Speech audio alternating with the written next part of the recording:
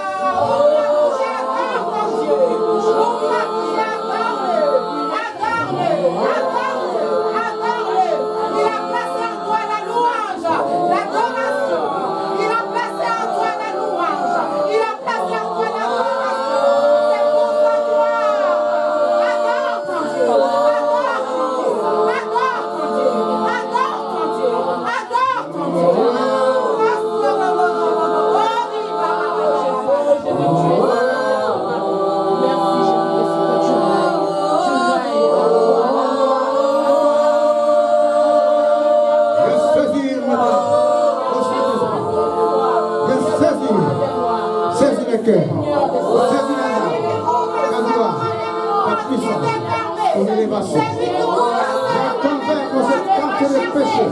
Et les cartes sont comme des péchés.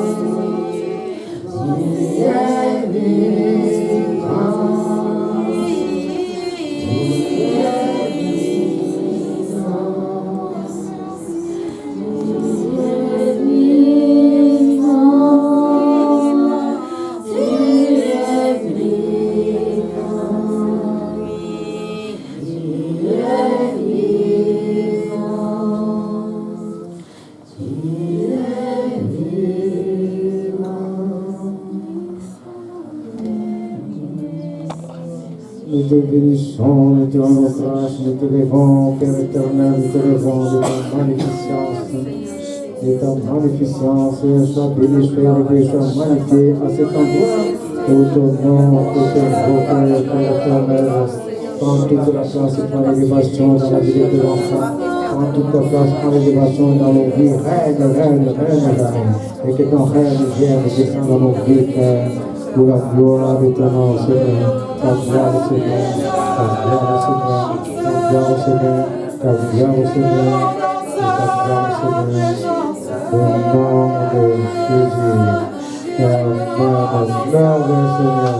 Applaudissons le Seigneur. L'esprit est soumis au prophète. La chorale, reposez-vous un peu. L'esprit est soumis au prophète. Nous allons prêcher la parole. Les anges peuvent entendre la parole de Dieu. Est-ce qu'on comprend ce qui se passe dans le royaume de Dieu?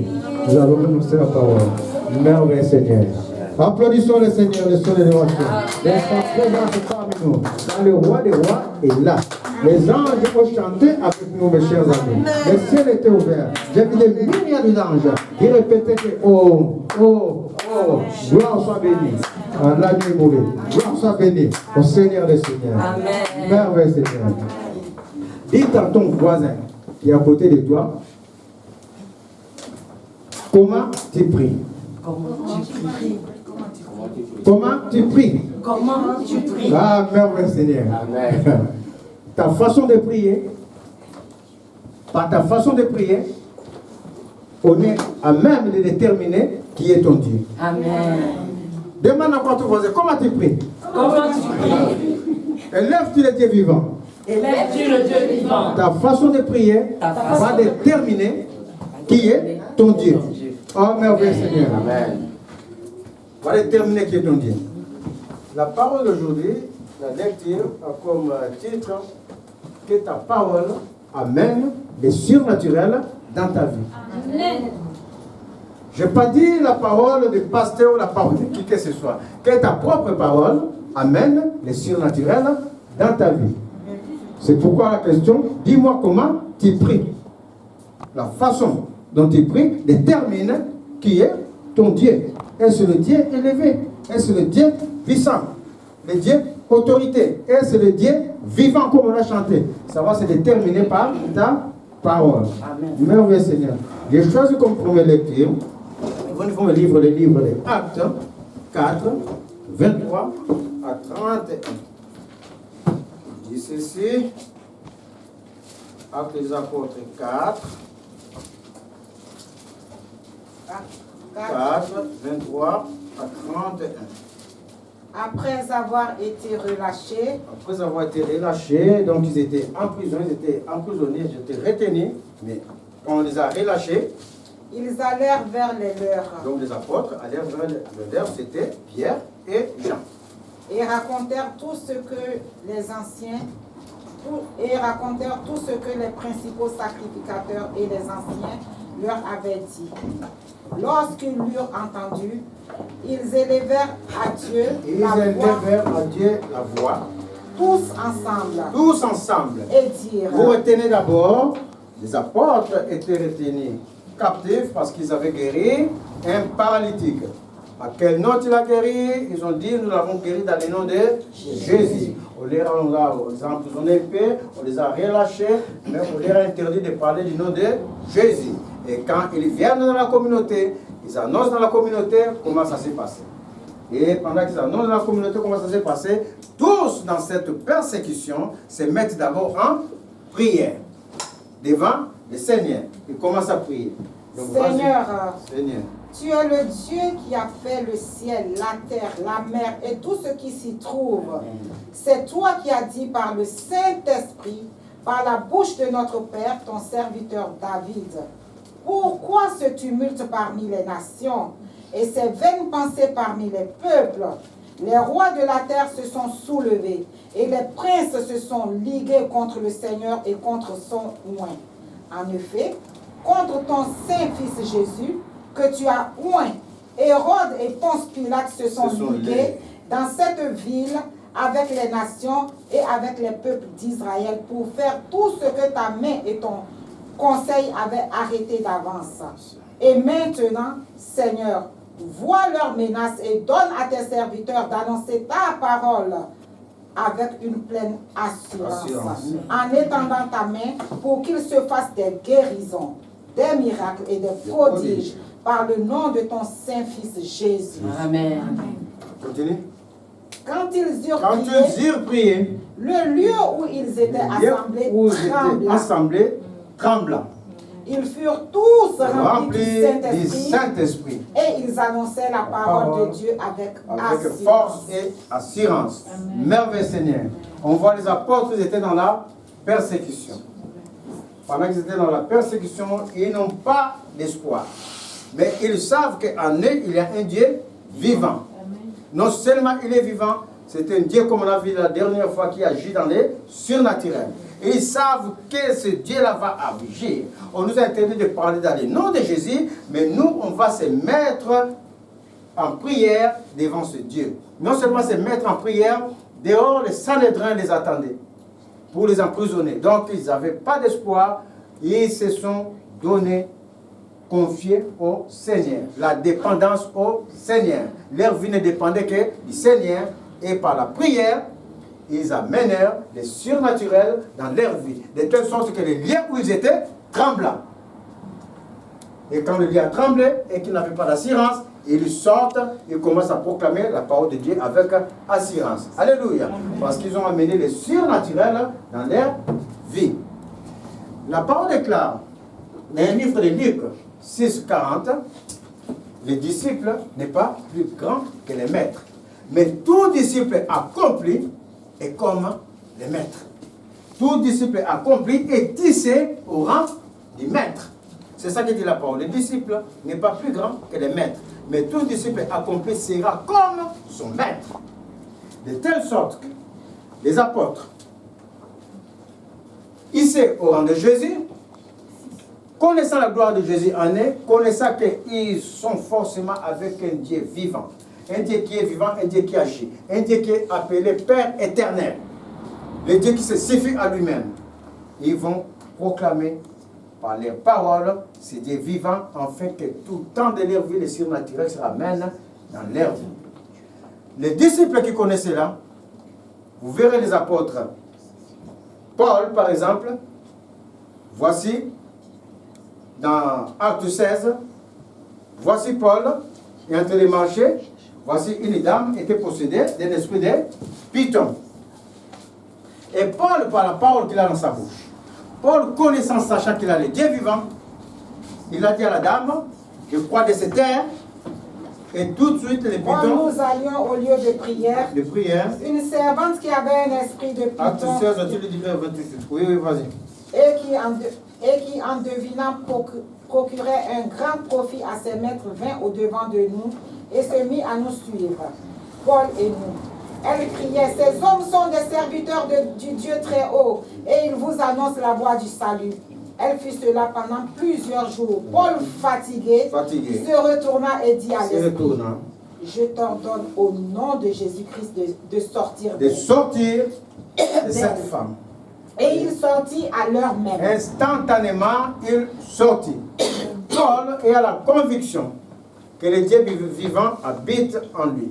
Et à la conviction que le Dieu qui se manifeste dans le surnaturel, quelle que soit notre condition, quel que soit ce que nous sommes en train de passer, Paul dit, j'ai espoir en ce Dieu qui va agir surnaturellement. Les problèmes que moi, je n'arrive pas à résoudre. La grâce que j'arrive pas à rentrer dans ma grâce. Tu y es quelquefois, tu y es fini presque des hommes. Tout ce que tu cherches, tu n'arrives pas à voir. Et quand même tu vas voir des songes, ça laisse à désirer. Toi-même, quand tu vas te réveiller le matin, tu as pitié de toi-même. Mais le Seigneur dit, parce que moi je suis vivant, parce que je vis en toi, parce que moi je suis ton Rédempteur, et que le Rédempteur ne s'était jamais jusqu'à ce que son peuple voie sa gloire. C'est lui qui se lève en premier, il se lève en dernier. C'est lui qui est l'alpha, il est oméga. Et comme Paul le savait, il se tourne vers Dieu qui porte le Dieu vivant, qui va agir dans le surnaturel, et dit à la femme, et Python, sort de cette femme. Et l'esprit de Python quitta la femme. Par la parole de Paul, le surnaturel est venu dans la vie.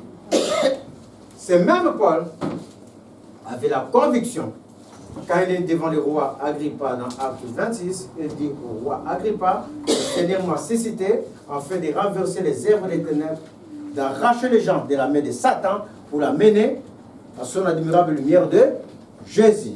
Parce qu'il savait que par la puissante autorité des lèvres de la croix, le Seigneur avait annulé toute puissance de Satan. Et cela, Paul est manifesté par la conviction de la foi qu'il avait en lui. Mais Paul n'était pas aussi sans prier.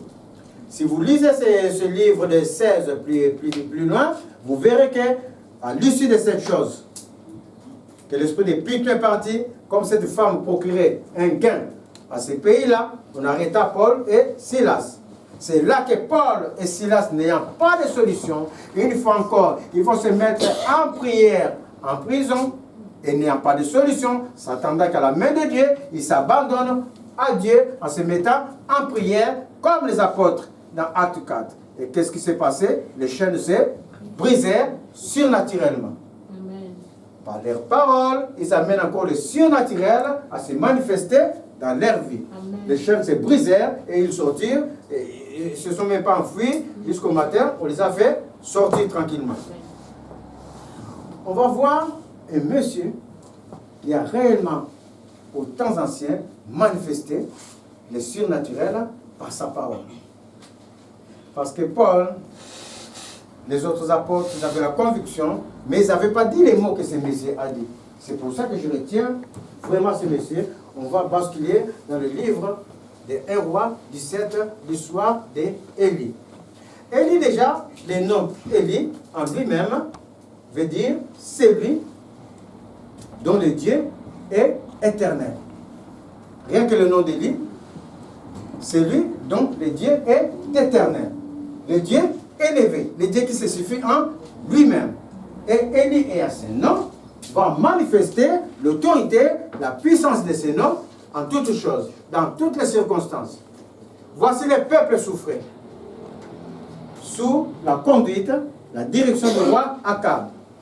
Les prophètes même étaient tués à l'époque parce que Akab s'est affilié au Baal. Il a élevé les autels de Baal et sa femme Jézabel étant méchante prenait les prophètes pour les tuer. Non seulement les séduire d'abord, quand elle a fini de les séduire, après il les tuait. Dans ces conditions-là, il y a un Messie, on le sait d'où il est venu. Sa tribu n'était pas nommée en Israël, n'était pas connue. Il va sortir de nulle part, car on ne te sous-estime pas. Alléluia. Amen. Je suis en train de dire, ne te sous-estime pas. Amen. Ne crois pas que tu es de rien qui est assis là-bas au coin. Dieu te voit. C'est comme ça qu'Élie, il vient de nulle part. On le présente comme, voici, Élie le Tishbite, qui apparaît brusquement, qui n'a pas un passé glorieux, un passé de puissance à l'éternel. Mais le Seigneur l'a élevé parce que c'était un homme qui restait tout le temps en prière. Amen.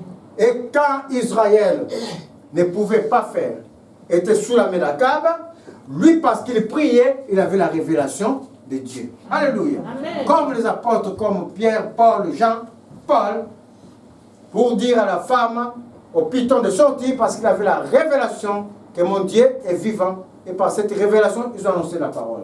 Et lui, parce qu'il restait constamment devant la face de Dieu, il avait la révélation que Akab, on peut le contrer par le Dieu éternel qui habite en moi. Et Élie, sorti de nulle part, il va dire, on va commencer maintenant à arrêter l'action d'Akab. La première action que le Seigneur est en train de me montrer, je vais arrêter, faire rentrer la famine dans ce pays. Alors, Élie s'éleva. Il faut lire le livre de 17, 1 roi 17, 1. Il dit, Élie le Tishbite, l'un des habitants de Galate. L'un des habitants de Galate, un quelconque habitant de Galate, mais qui était devant la face de Dieu en prière. Dit à Akab, l'Éternel est vivant. L'Éternel est vivant. Le Dieu d'Israël dont je suis le serviteur. Dont je suis le serviteur, il est vivant. Il n'y aura ces années-ci ni rosée, ni pluie, sinon à ma parole. Sinon à ma parole. Ah, merveilleux Seigneur. Sinon, et ça suffit là. Sinon à ma parole. Amen. Ta parole doit pouvoir amener le surnaturel. Amen. Si ta parole n'amène pas le surnaturel dans ta vie, mes chers amis, dis-moi comment tu pries, moi je te dirai qui est ton Dieu. Si ta parole pour, oh, Sainte Ange Gabriel, Sainte Mère de Dieu, priez pour moi. Ah, là c'est un peu difficile. Hein? Tu vas voir peut-être le surnaturel, mais le surnaturel des ténèbres. Est-ce que vous comprenez? Si ta parole n'amène pas le surnaturel de Dieu dans ta vie, ça veut dire que ta façon de prier est bancale.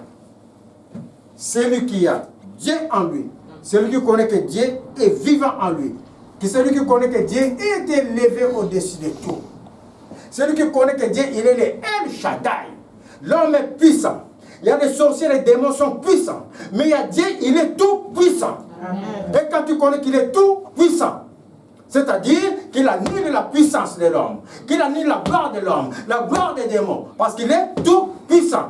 Mes chers amis, c'est Dieu là par la parole que tu vas sortir dans la bouche, le surnaturel parce que tu l'as magnifié, parce que tu l'as élevé, le surnaturel va forcément venir dans ta vie. Merveilleux Seigneur. C'est ainsi que cet habitant de Tishbite, de Galate, c'est ça? De Tishbite, de Galate. Il savait dans sa vie qu'il y a un Dieu vivant. Akab, ce qu'il est en train de faire avec ses sorciers, nous, Élie, nous possédons un Dieu qui est plus haut que les Baals d'Akab. Alors on va contrer le roi Akab. Première des choses, il va prononcer la parole. Il va dire, parce que moi je suis serviteur de Dieu vivant, parce que ce Dieu agit en nous. Et Élie, à son époque, ne savait pas comme nous que le Saint-Esprit habite en nous. Mais il était conscient que ce Dieu-là, si par ma parole, par la conviction que j'ai, si je l'élève, le Dieu va agir. Élie a ouvert la bouche. Nous, par contre, nous avons ce Dieu vivant en nous. Amen. Oh, bénissez le Seigneur. Dites avec moi, merci Seigneur. Merci Seigneur. Parce que si on était autant anciens, Le Seigneur, c'est pourquoi on est dans ces temps-ci. C'est autant nous sommes allés être les incrédules de ces temps-là. Parce que même en ayant le Saint-Esprit dans ces temps, il y a toujours l'incrédulité. Elles n'avaient pas le Saint-Esprit en eux, mais ils avaient la conviction. Et nous l'avons, le Dieu vivant, en nous. Tout ce qui nous reste, Jésus a dit, vous aurez par la foi, par votre parole, que vous prononcerez.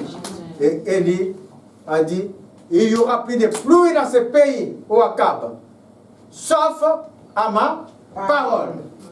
Si moi je prononce la parole, la pluie va descendre. Mais si moi, Élie, je ne prononce pas la parole, la pluie ne descendra pas. Ah, merveille Seigneur. Élie, comme les apôtres, avec quelque chose, vous lirez ça jusqu'à la fin, vous verrez qu'Élie, à un moment donné, dit, je suis toujours devant la face de mon Dieu. Et par sa parole, le surnaturel vient dans la vie des enfants de Dieu. Le livre de Jacques 5, 17 à 19 dit ceci. Parce qu'aujourd'hui, le surnaturel, je veux que chacun de vous soit convaincu du Dieu qu'il a traité de prier. Je veux que chacun de vous soit convaincu du Dieu que nous prions. Il est le Dieu élevé. Il est le Dieu très fort, puissant, le Dieu de gloire. Que dit le livre de Jacques 5, 17 à 19? Élie était un homme de la même nature que Élie, les apôtres Paul, Pierre, Jacques, qu'importe, mais là on a pris la préfiguration Élie parce que c'est lui qui a dit, sinon selon ma parole, sinon plutôt à ma parole. C'est lui qui a dit les mots, sinon à ma parole. Il a dit, oh, mes chers amis, je suis en train de dire, de la même manière qu'Élie a dit, sinon à ma parole. Je suis en train de dire, mes chers amis, Amen. tout ce qui est en train de tracasser tout et chacun de vous, dans cet endroit, qui viennent à cet endroit, tout ce qui est en train de se lever encore pour grimacer, parce que ça c'est des grimaces, parce qu'en réalité, tous ces mondes de ténèbres sont vaincus par l'autorité des lèvres de la croix. Amen. Je suis en train de dire, à ma parole que je suis en train de dire, sauf à ma parole, ce qu'ils veulent dans votre vie, mes chers amis, ça ne pourra plus se faire. Amen. Je rends tout acte de ténèbres, ni les non à venir dans vos vies, dans le nom de Jésus. Et par la parole qui sort de ma bouche, je suis en train de dire toute grâce que vous désirez. Que ce soit grâce de l'enfantement. Recevez l'enfant dans le nom de Jésus. Que ce soit grâce des mariages. Je dis qu'à cet endroit, le Seigneur qui le suscite devant toutes et chacune de ces dames, des hommes et des femmes selon son cœur au nom de Jésus. Amen. Et chacun devant ces jeunes garçons et des femmes selon le cœur de Dieu au nom de Jésus. Amen. Que tout trouble de nuit, toute manipulation de nuit cesse à jamais par la parole qui sort de ma bouche, par l'autorité des lèvres de la croix. Que tout ce qui est action des ténèbres, des maladies mystiques, qui n'a plus en prise dans leur vie, qui libère leur vie définitivement au nom de Jésus. Selon ma parole, la parole qui sort de ma bouche, je mets en eux la gloire de l'Éternel et sont cachés en Christ. Tout et chacun sont cachés en Christ au nom de Jésus. Et que l'élévation des lèvres de la croix marche avec eux afin de contrer toute mauvaise action au nom de Jésus. Car comme Paul, il a dit, le Seigneur m'a suscité pour renverser les œuvres des ténèbres, pour sortir les gens de la main de Satan et les amener dans la main de Christ. C'est ainsi que par la parole du sort de ma bouche, je dis que par l'autorité des lèvres de la croix, je vous sors de la main des esprits mauvais, je vous sors de la main de ces mauvaises situations. Et je vous mets devant Christ dans le nom de Jésus. Et que Christ rédempteur se manifeste dans votre vie. Que l'autorité des lèvres de la croix se manifeste dans votre vie, afin que vous acquérez toutes choses en Jésus. Vous avancez spirituellement pour la gloire du nom de Jésus. Merveilleux Seigneur. La parole déclare, Élie n'était pas, était un homme ordinaire. Élie était un homme de la même nature. De la même nature que nous. Il pria avec Fait de chair, comme âme et esprit, comme nous. Il respire comme nous. Il n'a pas de puissance comme nous. C'est ça, mais sa force, c'est l'éternel. Sa force, c'est la prière. Sa force, c'est rester dépendant du Seigneur. Amen. C'est ça la force d'Élie. S'il va devant un câble comme ça, il n'a pas de puissance. La preuve, il avait fui devant Jézabel. Est-ce que vous comprenez? Quand même il y a des situations, mes chers amis, il faut fuir. Ne crois pas parce que nous sommes spirituels de petit prix, c'est toi qui es là. La situation, j'ai en train de parler des situations naturelles, comme ça fait fuir Élie. des situations, par exemple, d'impudicité. Quelquefois, ton cœur, surtout quand tu es nouveau dans la quantité, ton cœur, quelquefois, ne paie pas. Tu sais que tu ne vas pas faire, mais ton cœur t'amène à faire. Alors, fuis, comme Élie. Jézabel séduisait les prophètes. Et peut-être c'était la faiblesse d'Élie. Il ne craignait pas la mort parce que le Seigneur pouvait le prendre, il est ici, et paf, il le prend, il est là-bas.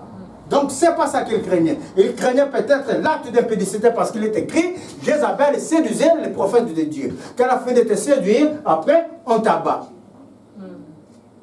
Et lui, dans sa faiblesse, fuit devant Jézabel. Il y a des situations, surtout d'impudicité, il ne faut pas résister, sinon tu vas tomber. Il faut fuir, couper les liens avec celui qui est ta convoitise. Tu coupes les liens. Si tu suis la beauté, tu vas tomber. Fuis. Et c'est marqué, je me rappelle, tu avais fait l'impudicité, et on avait dit quoi? De fuir. Fuyez l'impudicité. Et c'est ça qu'il a fait. Fuyez l'impudicité. Il ne faut pas résister. Il ne faut pas résister. Fuyez l'impudicité. On dit qu'Élie fuyait devant Jézabel. Et donc, pour tirer toute la force, il va se mettre devant le Seigneur. En prière. Pour que le surnaturel vienne en lui. Pour qu'il domine sur toutes choses, sur l'impudicité, sur la situation et sur surtout la main d'Akab qui est puissant dans les grades qu'Élie.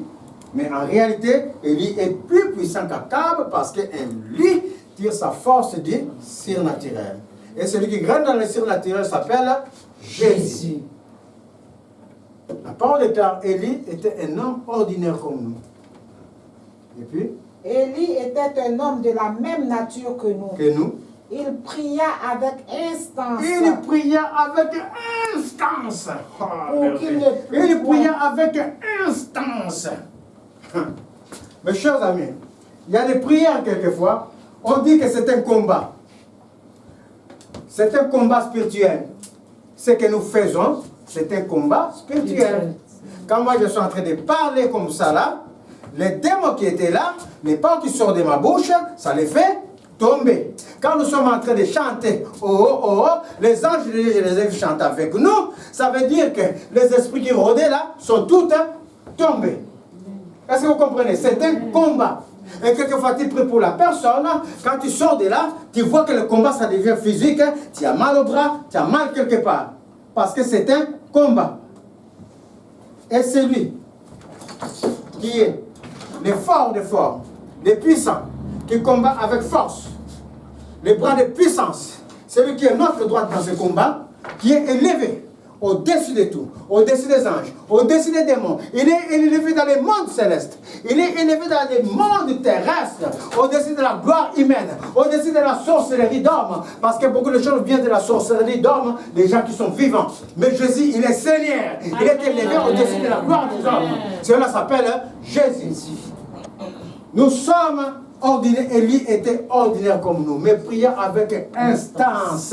Il y a des situations pour sortir de là. Ne prie pas seulement que tu t'es réveillé le matin, tu as fini de faire à 6 h du matin ta prière, toute la journée c'est fini. Ne prie pas seulement tu as fini de te réveiller à 3 h à minuit, tu as pris 30 minutes, la prière est finie. Mes chers amis, je vais vous dire un secret. Les mondes que vous voyez célestes, quand on dit le monde céleste, c'est le monde des esprits. Et ce monde-là a des lois. Et les malins, ils connaissent les lois célestes. Les esprits malins que vous voyez, ils sont persévérants dans le monde céleste. Quand ils veulent quelque chose, ils ne vont pas dormir jusqu'à l'obtention de la chose. Quand ils veulent attaquer quelqu'un la nuit, ils ne vont pas dormir, ils ont commencé les jours, imprécations, incantations. Jusqu'à la nuit, ils sont là, pendant que toi tu ronfles, ils sont en activité. Ils sont en activité. C'est pour ça que Jésus a dit, ne dormez pas. Veillez et priez. Veillez et priez. Amen. Il y a des prières dans le livre de Daniel.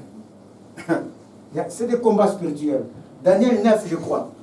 Quand Daniel priait, Et voici, l'ange Gabriel s'est présenté. Il a dit, après 21 jours de gêne, l'ange s'est présenté.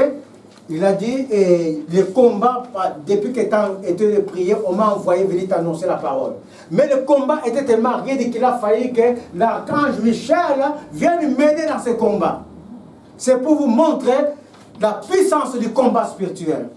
Il a fallu que notre ange vienne pour aider. L'ange, c'était Gabriel ou Raphaël? Gabriel. Pour qu'il vienne délivrer les messages à Daniel. C'est un combat. Donc il y a des situations que tu ne dois pas te lâcher jusqu'à ce que tu vas voir le surnaturel de Dieu dans la situation. Priez instantanément. À tout instant. Élie a prié dans cette situation qui était forte parce qu'il y avait 950 prophètes hôtels de Baal dans la ville de Toulouse. Imaginez qu'il y a 900 hôtels dans cette petite ville. Des démons. Maintenant, il faut manifester à tous ces démons-là. Il faut leur montrer que ton Dieu est vivant. Et toi, tu vas seulement aller comme ça là. Tu n'as pas prié ni rien. Le Seigneur va agir, il est en toi. Mais peut-être que tu vas faire tomber que 500. Les 500 d'autres là, ils vont te faire mal aux genoux. Mal aux genoux. Mal aux orteils. Parce que tu n'as pas toute la puissance de Dieu en toi. Élie a prié avec instance. Il pria avec instance pour qu'il ne plût point. Et il arrêta la nature. Et il ne tomba point de pluie. Et il arrêta la nature pendant 3 ans. Il arrêta les effets de la nature pendant 3 ans. Ah, mes chers amis, tu peux arrêter le soleil, c'est fait déjà. À l'époque de Josué, si le soleil s'arrête 2 minutes, tu peux l'arrêter au nom de Jésus. Amen. Tu peux l'arrêter au nom de Jésus. Est-ce que vous êtes en train de suivre? Tu peux arrêter les effets du soleil pour que le Seigneur agisse, pour avoir du temps. Au nom de Jésus, tu peux l'arrêter. Est-ce que vous comprenez? Si les gens sont dans les ténèbres, s'ils sont dans les ténèbres en train d'agir, dans les mondes spirituels, parce qu'ils ne veulent pas venir à la lumière, ils agissent dans les ténèbres. Mais je suis en train de dire, le soleil va continuer pendant 30 minutes dans vos vies. Pendant ces 30 minutes, je suis en train de dire, la gloire de Dieu est sur vous et les ténèbres sont en train de tomber au nom de Jésus. Amen. Au nom de Jésus. Tout est spirituel. Au nom de Jésus. Que le soleil allonge son parcours. Pendant qu'on est en train de vous attaquer dans les ténèbres, je suis en train de dire, soleil, tu allonges ton parcours. Amen. Afin que pendant ces 30 minutes que tu as allongé le parcours, que la main de Dieu éparpille toute situation, tout ennemi qui gravite dans vos vies, dans le nom de Jésus. Amen. Que tout hôtel soit renversé par le ton des lèvres de la croix. Élie a dit, il a arrêté la pluie pendant 3 ans. Et il a dit, sinon à ma parole pour qu'il pleuve. Sinon à ma parole pour qu'il pleuve. Quand va envoyer les gens, allez vers Élie, voir Élie. Quand on envoie quelqu'un, son second, il dit, mais ça, c'est pour me chercher les histoires. Tu sais, même roi, quand je vais me présenter devant Élie, son Dieu va le prendre, va le mettre ailleurs. Et tu vas me tuer pour rien. Mais Élie dit, non, non, non, je vais affronter les rois. C'est là qu'Élie est venu affronter les rois dans l'histoire des 900 prophètes de Baal. Élie avait la conviction que par la parole qui sort de sa bouche, le surnaturel va venir dans sa vie et dans la vie de tout un peuple. Mais aujourd'hui, il s'agit précisément de cette congrégation, il s'agit de nous. Il s'agit de tout un chacun des enfants spirituels à cet endroit. Comment pouvons-nous manifester la gloire de Dieu si la gloire de Dieu n'est pas à nous-mêmes? Comment pouvons-nous aller prier pour quelqu'un d'autre qui soit délivré si nous, on n'est pas, on est encore dans les méandres de... voilà. Comment? Ah, mes chers amis, je suis en train de dire, d'élèver votre foi. Amen. Jésus disait, il vous sera fait selon votre parole. Ta manière de prier va déterminer quel est ton Dieu. quelle est l'élévation de ton Dieu. Maintenant qu'il en soit fait selon votre parole. Je veux que tout et chacun de vous élève la voix. Vous dire à vos situations. Aujourd'hui, tout est fini. Tout est fini selon la parole qui va sortir de ma bouche. Commencez à élever votre parole maintenant. Commencez à élever. Commencez à élever la parole. Commencez à élever la parole. J'avais dit aujourd'hui, ce n'est pas la parole du pasteur. Ce n'est pas la parole de qui que ce soit. C'est votre parole qui va changer la situation.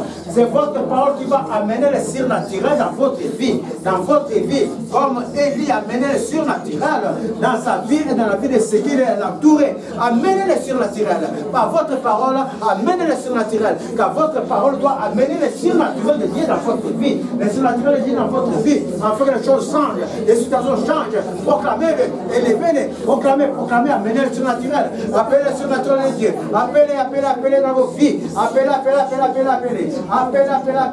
J'avais dit que ce n'est pas le pasteur aujourd'hui qui va faire des oracles.